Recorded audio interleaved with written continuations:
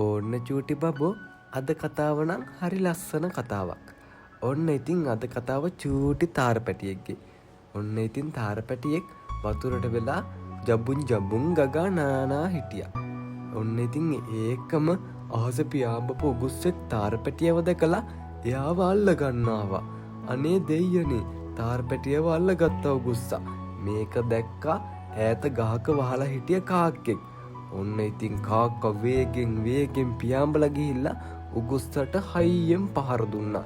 උගුස්සගේ අත්තටු කැඩුවා. උගුස්සගේ අත්තටු කඩලා මේ කාක්කා තාරපැටියව බේරගත්තා.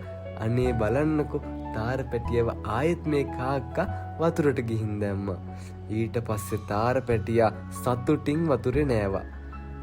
බලන්නකෝ ඉතින් මේ කාක්කා තාරපැටියගේ ජීවිතේ බේරගත්ත හැටි.